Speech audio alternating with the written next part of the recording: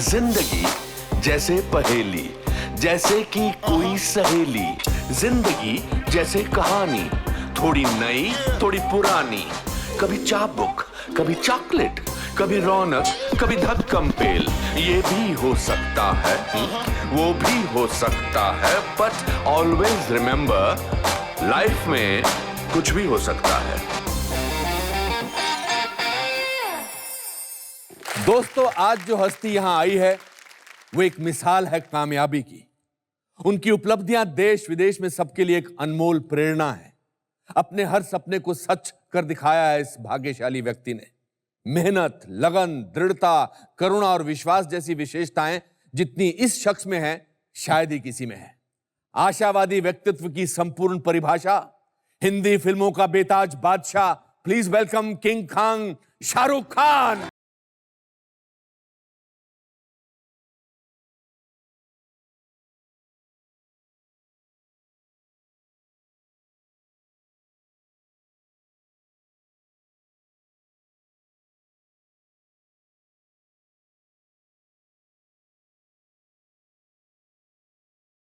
लेकिन आपकी जब मैंने हिंदी सुनी बैक स्टेज से तो मैं डर गया। क्यों? क्यों? व्यक्तित्व, अस्तित्व एंड परिवर्तन। अरे सब संपूर्ण भाषा में आप बात कर लेते हो। संपूर्ण भाषा में, ओके।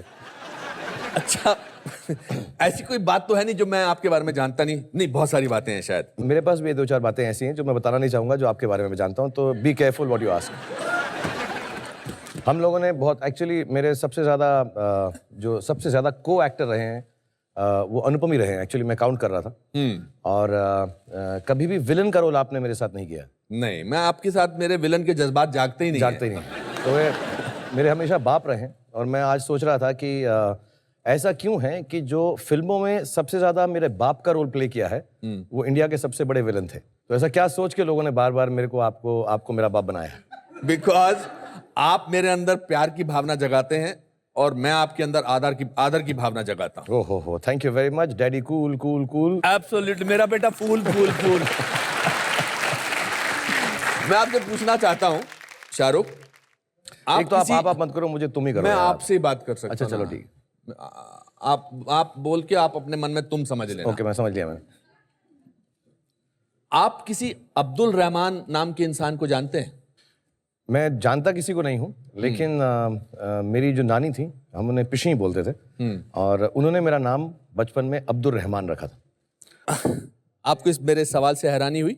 हाँ, मुझे काफी हैरानी हुई, क्योंकि बहुत कम लोग। असली नाम आपकी नानी ने अब्दुल रहमान रखा था। हाँ, मतलब कहीं रजिस्टर नहीं हुआ, लेकिन वो चाहती थी कि मेरा नाम अब्दुल रहमान रहे। और तो मुझे अजीब सा लगा। अभी आप सोचो, Baazigar starring Abdul Rahman in an age, वो जमता नहीं कुछ। Shahrukh Khan in an age Baazigar better sound करता है। अच्छा, बिल्कुल बिल्कुल। शाहरुख खान किसने रखा था फिर आपका नाम? चेंज कैसे हुआ? मेरे फादर ने रखा, मेरे पिताजी ने। उन्होंने मेरी बहन का नाम लाला रुख, जो बहुत बड़ी पोयम पे बेस्ड है। एब्सोल्युटली। और उनके पास एक घोड़ी थी, उसका नाम भी लाला रुख था। वो घोड़े कलेक्ट करते थे तब। तो उन्हें ऐसा लगा उनका नाम लाला रुख होना चाहिए और मेरा Shahrukh, which means Prince like face. तो मैं मजाक से बोलता हूँ प्रिंस चार्ल्स लाइक फेस, क्योंकि नाक मेरी बड़ी है। नहीं, आपका चेहरा तो राजकुमार जैसा है बिल्कुल। बट मेरी नानी ने अब्दुल रहमान रखा था। और जब मैं थोड़ा सा बड़ा हुआ तो मेरी जो कजन्स हैं वो छेड़ते भी थे, गाना गाते थे कि जब तेरी शादी होगी तो हम ये गाना गाएंगे, अब्दुल रहमान की मैं अब्दुल रहमनिया। कोई पुराना गाना था। So I am glad, but having said that, जितने भी लोगों का नाम अब्दुल रहमान है, बहुत अच्छा नाम है। और वो अपना नाम शाहरुख खान रखे। नहीं, तो उनकी लाइफ में कुछ भी हो सकता है। नहीं, ऐसा नहीं है। शाहरुख खान एक ही रहने दो तो बेहतर है यार। एक ही है? हाँ, ऐसे रखते हैं, एक ही रखते हैं। अनुपम खेर भी एक ही है बस। There is no other one called Anupam Kher and Shahrukh Khan, बस। एब्सोल्युटली। अच्छा, मुझे ये बताओ कि आप आर्मी ज्वाइन करना चाहते थे, और ये तो हर छोटे बच्चे का ख्याल होता है कि मैं आर्मी ज्वाइन करूं, ऐसा था या जज्बा था पूरा? नहीं, मुझे बहुत दिल था। और एक्चुअली मैं एक आर्मी स्कूल के अंदर मैंने एडमिशन भी ले लिया था। और मुझे स्पोर्ट्स का बहुत शौक था, specially hockey, field hockey, football, cricket, athletics. तो ऐसा लगता था कि जो आर्मी ऑफिसर्स हैं वहाँ पे अपॉर्चुनिटी ज़्यादा मिलती है, आर्मी स्कूल्स में अपॉर्चुनिटी ज़्यादा मिलती है खेलने की। तो मैंने उसमें एक माउंट आबू में था स्कूल और एक कोलकाता के पास। तो आई थिंक मैंने एडमिशन भी लिया था, लेकिन फिर वो ऐसा उन्होंने बोला कि बाल काटने पड़ेंगे बहुत। तो मैं छोटे बालों से बहुत, आपको ये तकलीफ नहीं है मुझे। आपका मतलब क्या है? नहीं, मैं नहीं, आपका नहीं, मतलब क्या? आपने अपनी आपने choice- बालों का रीजन दिया आर्मी ना ज्वाइन करने के लिए? नहीं ऐसा नहीं बोलूंगा, लोग उसको कंट्रोवर्सी बना देंगे। कोई कंट्रोवर्सी नहीं है, ये तो दिल का शो है। आई थिंक माई मदर, उन्होंने भेज दिया। उसके बाद उनको ऐसा लगा कि मैं एक ही पहला ही लड़का हूँ पूरी फैमिली में इंडिया में। बाकी सब लड़कियां थी, सो दे जस्ट फेल्ट कि पहला लड़का है आर्मी में चला जाएगा। I think all the aunties, I have been brought up by women. मुझे सब नानी, माँ, मासियाँ, बहन, तो मैं सिर्फ लड़कियों में ही पला बड़ा हूँ। सो आई थिंक उन सबका दिल ऐसा हो गया कि अरे आर्मी में चला जाएगा। उनको ऐसा फीलिंग आता है ना, ऐसा ड्रामेटिक हो गया कि वॉर फ्रंट पे चला जाएगा और लड़ाई कर रहा होगा। सो आई थिंक कुछ 1-1.5 महीने बाद मेरी माँ ने डिसाइड किया कि नहीं, तुम आर्मी मत ज्वाइन करो, आर्मी स्कूल मत ज्वाइन करो। मैं आर्मी नहीं कर रहा था, आर्मी स्कूल ज्वाइन कर रहा था और यहीं दिल्ली में रहा हमारे पास। और मेरी टिल द एज ऑफ 5 साल की उम्र तक या 6 साल की उम्र तक, क्योंकि हमारी माँ की फैमिली में कोई लड़का नहीं था, तो मुझे मेरी नानी ने अडॉप्ट कर लिया था। तभी नाम अब्दुल रहमान रखा था। तो मेरी माँ को तब ऐसा बड़ा दिल था, उन्होंने कहा हाँ हम और कर लेंगे, ये रख लो। बट आई थिंक 5-6 साल में बैंगलोर में रहा, बैंगलोर में। और फिर आई थिंक मेरी माँ का दिल चेंज हो गया, उन्होंने कहा वापस करो मेरा लड़का, दूसरा वाला हो नहीं रहा हमसे।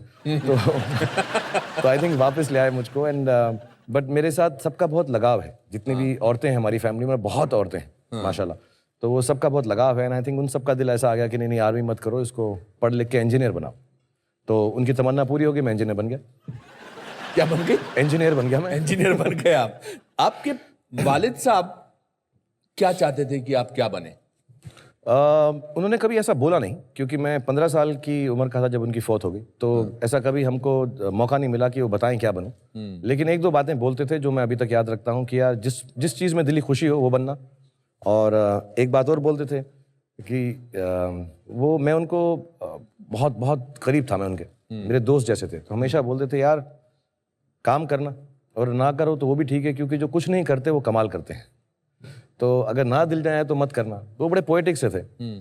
उन्होंने कभी मुझे नहीं कहा कि कुछ बनना, एक्सेप्ट वो कहते थे हॉकी जरूर खेलना, हमारा नेशनल स्पोर्ट है। वो खुद खेलते थे, तो I learn a bit of hockey. ऐसा नहीं कि मैं बहुत अच्छा हो गया, लेकिन सिर्फ उनको यह था कि स्पोर्ट्स जरूर करना, और उसके बाद जो दिल में आए वो करते क्या थे? कमाल करते थे। नहीं, वो पहले वो लॉयर थे, लेकिन उन्होंने प्रैक्टिस नहीं किया, उनको लगा वो ठीक नहीं है। इंडिया के शायद, जहाँ तक मुझको मेरी मालूमात है, यंगेस्ट फ्रीडम फाइटर हैं, ताम्रपत्र मिला हुआ है उन्हें। और 14 या 15 साल की उम्र में जेल में भी गए थे फ्रीडम स्ट्रगल में। आई थिंक मौलाना अब्दुल कलाम आज़ाद के अगेंस्ट इलेक्शन भी लड़ा था, हार भी गए थे। और उसके बाद वो बहुत बड़ा उन्होंने एक बिजनेस किया, कारोबार किया फर्नीचर का, वो फेल हो गया। फिर ट्रांसपोर्टेशन का, वो फेल हो गया। फिर उसके बाद रेस्टोरेंट का, वो फेल हो गया। फिर आखिर में फ्रीडम फाइटर्स को एक छोटी सी कियोस्क दी जाती थी विलिंगडन हॉस्पिटल के पीछे दिल्ली में, छोटा सा। कहाँ पे? तो विलिंगडन हॉस्पिटल दिल्ली में। हाँ। तो वो छोटे से कियोस्क में चाय बनाकर बेचते थे, और वो MA LLB थे, बहुत पढ़े लिखे थे। और मैं जो कुछ भी हूँ उनसे ही सीखा हूँ। और उन्होंने ना पॉलिटिक्स ज्वाइन की, ना कोई फ़ायदा उठाया अपने फ्रीडम फाइटर होने का, बहुत ऑनेस्ट थे।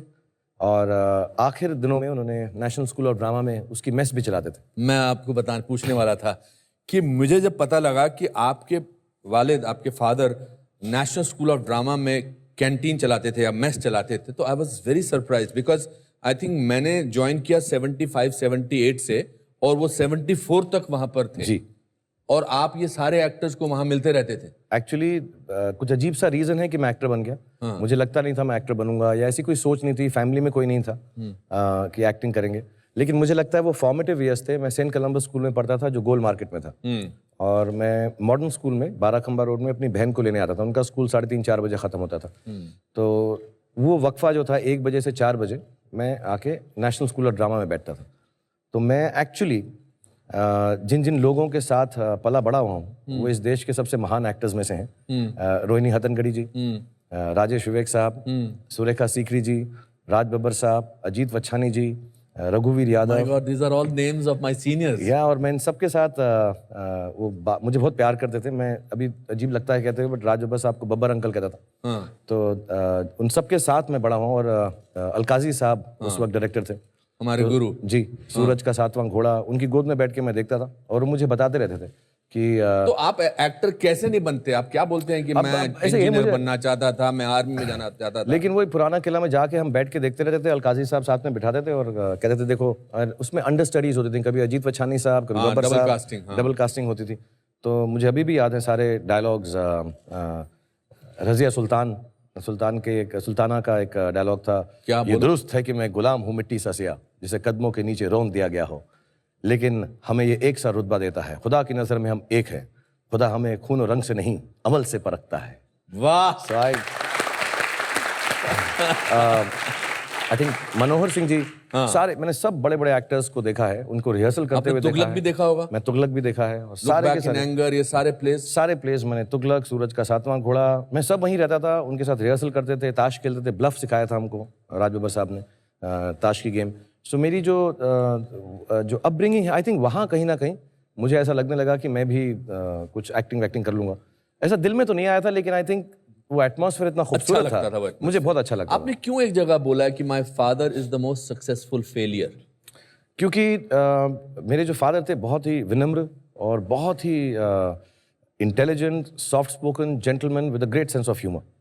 और क्योंकि बहुत अर्ली उम्र में मुझसे उनका साथ छूट गया, 15 साल की उम्र में। तो आपका लास्ट विजुअल अपने पापा का क्या है? लास्ट विजुअल बहुत सैड सा है। आई रिमेंबर उन्हें कैंसर था, तो वो ठीक हो गए ऐसा कहा गया, तो हम उन्हें घर पे लेकर आए, तो उन्होंने वनीला आइसक्रीम मांगी थी, and that was the first time he ate after 8 months of suffering from cancer, ये थ्रोट कैंसर। एंड तो वनीला आइसक्रीम खाई उन्होंने, और हमें लगा कि अब तो ठीक हो गए, अब तो खाना पीने लग गए। And that was at about 11 or 12 in the night, and 4 o'clock in the morning. What date was this? This is on 18th October या 19th October, एंड देन 18 रात थी, और फिर उसके बाद I went to sleep and my mother, I think मुझे मालूम नहीं पड़ा, my mother woke me up and she said papa is in the hospital. वो वापस ले गए उनको, और जब तक हम पहुँचे 3-4 बज गए थे। एंड मेरा लास्ट विजुअल ये है, उनके पैर मैंने देखे और वो बहुत ठंडे थे जब मैंने उसे हाथ लगाया, and he had passed away.